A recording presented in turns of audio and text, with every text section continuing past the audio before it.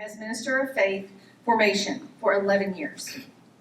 In addition to her time on the church staff, Carolyn has served in many capacities at Central, including 2 terms as elder, Sunday school teacher, small group leader, and CWF president, to name a few.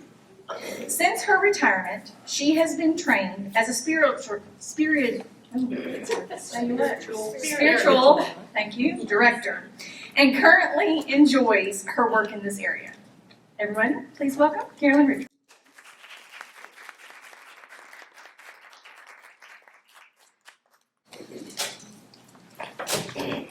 I was not intending to say so, but as I look around the room, I am overwhelmed with the people that I see around the tables and how much you all mean to me and have meant to me over the years. And I'm honored and grateful that you've come to listen to me today.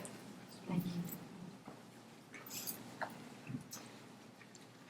When I was asked to speak today, I was given 3 questions to consider as a starting point for this talk.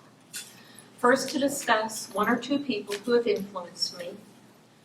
Secondly, to share a difficult time in my life. And lastly, to reflect on what I'm profoundly grateful to God for. Upon reflection, I realize a common theme in my life's journey is that there doesn't seem to be just one influence in my life or one thing for which I'm profoundly grateful for, but rather there have been so many people and events who, when taken together, have shaped and changed my life for the better. Every time I'm in a group and asked to share a bit of my faith story, I always begin by saying that I was blessed to have been born into the Christian Church, Disciples of Christ. As you heard, my family were members of Central Christian Church in Youngstown, Ohio. My childhood minister was none other than Albert Pennybacker. Janet Scott and I were in Sunday school together during our preschool years, and my mom, Miss B, was our Sunday school teacher. Colbert Cartwright replaced Dr. Pennybacker and baptized me when I was 12. If you look in the front of our hymnals, you'll see Dr. Reverend Cartwright's name as well as Cricket Harrison as the 2 people who compiled our hymnal. I sometimes feel as if my early years were molded by people with strong, deep understanding of progressive Christianity and the Disciples' Church. Throughout my youth and young adulthood, I continued to attend Disciples' churches regularly as we moved from city to city. And then in my very early 30s, I moved back to Lexington and worked downtown at Central Bank as a trust officer. I saw Central Christian at that time and thought it might be a church to be like a home for me. And I was right. Dr. Burke preached, Carol Rawls offered pastoral care and married Harry and me in the chapel, and Milford Walters offered many opportunities for theological study. As I look back on my younger life, I now realize that I was unbelievably lucky to have been born into a family of faith who brought me to worship and gave me the opportunity to learn from these wonderful mentors. When I came to Central in 1985, I felt as if my adult journey of faith had fully begun. Here I found a safe place to not just worship, but also to ask questions. I was able to begin the long road of growing in adult faith. As Doug preached last Sunday, Central is a place for you and you and you, and Central was a place for me as early as the 1980s. It wasn't just the ministerial staff who helped me along the way. I found fellow travelers with whom I could be honest by asking questions, studying, and developing long-lasting friendships in Sunday school classes and small groups. I relied on fellow class members like my husband, and Lisa Moss, and Laura and Josh Santana, and Ann McConnell, and Ann Tall, and Tom and Frances Lester, and the Moms Christ Care Group, to name just a few as conversation partners in these classes. Besides attending Sunday school and worship, I committed to a 2-year Bethel Bible study program early on and frequent Wednesday morning studies with Milford Walters. Finally, after Milford got tired of doing classes for me, he encouraged me to at least audit a class. I'm going to take this off. To at least audit a class at the Lexington Theological Seminary. And when I arrived to sign up for my class that I was going to audit, dear Ruth Kitchen was the registrar, and she said I absolutely had to get into a degree program. And if I did, then Tony Dunovit would be my advisor. It took me about 8 years to graduate, but I did so in 2000 with a Master's of Arts in Theology. That same year, Central offered to bring me onto the ministerial staff as part-time minister of adult faith formation. I loved working with Michael Rintema and Jan Armentrout and Guy Waldrop and Michael Moody and Elizabeth King, I don't know where Elizabeth is, and Lynn Gray and Molly Sawyer. Again, I felt like I was surrounded by women and men who were thoughtful theologians and deeply steeped in our denomination. They were brilliant mentors and colleagues, and I'm so grateful for them. I loved my time on the ministerial staff and loved working with the congregation. Yet, as Lynn mentioned in her November talk, I discovered the challenges associated with ministry. And in 2011, I felt confident that this chapter of my life needed to come to a close. In the last year or so of my time on the ministerial staff, I found that my spiritual and worship life had become drier and drier. Within the first year of leaving staff, I found myself in the middle of a very dry desert. I needed to tend to my spirit, but I wasn't sure how, as I'd never found myself in this place before. I had joined Central, gone to seminary, and began my ministry with the waters of my faith flowing, refreshing my soul, and enriching my life. And I was at a loss. I kept attending worship, yet felt fairly empty and not sure that I could offer prayers from my heart. Yet looking back, I realized though I couldn't pray, the community at Central was praying in my stead, even though I had never asked you all to do so. I also knew that I wanted to find a community, after I left staff, a place of belonging. Harry wondered if I might like to join him in the choir, even though I barely knew how to read the first note of music. Well, I was welcomed into the choir and helped along the way by my fellow altos, especially Margaret Rintema and Kate Covington at the beginning especially, who always welcomed me, leaning into them. I don't know if you ever noticed, I'd lean in to find my note. And to this day, my alto sisters generously help me whenever I need it. Here, I started to find my voice in a home where I could pray the words of the hymns and our anthems. Even still, the darkest part of my journey lay ahead. As many of you know, my father, who was always one of my very favorite humans on earth, remarried late in life. At first, I was very happy for him. I even presided at their marriage, and Harry and I took them on their honeymoon because my dad was legally blind and couldn't drive.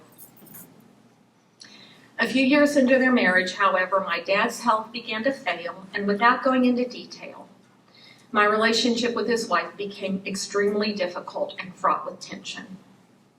With my faith still being fragile at the time, I truly struggled. Not with just a dark time in my faith journey, but also with physical and emotional issues at this time. For the first time in my life, I had panic attacks, which caused weak legs and arms and vertigo and general malaise. I felt very broken, and again, I wasn't sure where to turn for help. Yet Central continued to be an anchor for me, and I relied on my choir buddies for a safe and welcoming place to just be. During this time, I applied to a spiritual direction training program called Sycamore Spirituality Center, from which Lisa Moss had just recently graduated. Here I found a piece of the puzzle for my recovery. It was a 3-year interfaith program where I attended and nurtured my own spiritual journey, and at the same time immersed myself in the art and practice of becoming a spiritual director. I was in a class of 18 men and women, which included a Quaker, a Catholic priest, my leg is shaking, a few Catholic lay people, a few Buddhists, a woman who followed Native American spirituality, and a few of us Protestants sprinkled in for good measure. Some may think that opening up to other faith traditions is dangerously heretical. Others may think, at the very least, it's questionable. What I discovered was that it offered me a fresh language and way of looking at my own Christian faith. Oh, wait.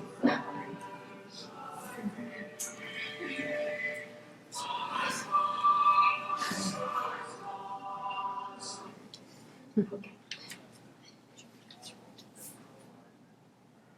Well, you interrupted the speech, Clifford. You have to call me back later. Bye. Okay, thank you. I began a years-long journey of healing while plumbing new depths, tending to my spiritual, physical, and mental health. I discovered how intricately woven all these pieces of health are. While continuing to be held by my community of Central, I started sitting with the spiritual director on a regular basis. He was a Buddhist who encouraged my Christian faith, yet opened me up to new practices of meditation, acceptance, and relishing the present moment more than worrying about the past or the future. When I applied these concepts to my Christianity, I recognized how it enriched my Christian faith journey. Additionally, I started to take seriously how closely connected my physical health was to my mental and spiritual health. I added a chiropractor, an acupuncturist, a massage therapist, a physical therapist to my regular routine of meditation and prayer. It took over a year, but bit by bit, my health returned. My spiritual, physical, and mental health became stronger than ever. And looking back, I recognized that it wasn't just one person or one healing therapy that made the difference. It was that I opened myself up to many paths of healing. And now I sense the light of Christ burning brighter than ever. I am grateful to God that Central held me and prayed in my stead when I needed it so desperately. I am grateful for the people who listened to me and were patient with me without judging. I am grateful to my choir friends and the experience which offered me a safe place and a chance to glorify God through communal singing. I am grateful that learning about other faith traditions taught me more about my own faith. I'm grateful for the healing practitioners and those who strengthened my tired old body. I'm grateful for the community of Central, which has grounded me throughout my entire adult life. And I thank God that for me it has always been a place of learning, worship, and service. And I am grateful that though my faith was challenged, I never lost it. It merely went dormant, as nature does in the winter. It was dark and scary at times, but I knew that God was always there for me, and oftentimes showing God's self through the many people who showed God's love in a physical sense. As I was reflecting on what to say today, I kept hearing a poem that I have loved and has strengthened me since I was a teenager. It reflects my belief that though we go through dark times, God never leaves us and calls us beloved and precious, even though sometimes we can't hear or see God. And I'd like to close with this reading, and I pray that when any of us face dark, dry, difficult times, that we are reminded that we are held and loved by God. And I'm going to get through this without crying. One night I dreamed I was walking along the beach with the Lord. Scenes from my life flashed across the sky. In each, I noticed footprints in the sand. Sometimes there were 2 sets of footprints, and other times there was only one.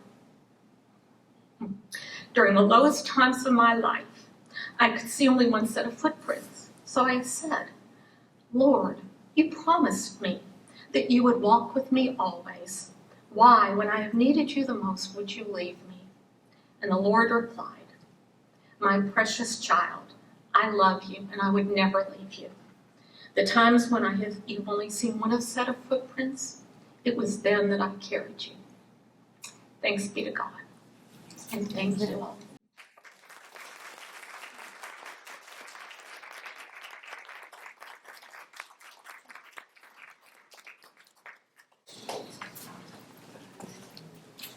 One of the things I treasure about my experience of Carolyn and my relationship with her is that even in what she has just described as her darkness, in her vulnerability and her authenticity, she has been such a powerful witness to God's presence, even in those times, which I just think is remarkable. So thank you, Carolyn.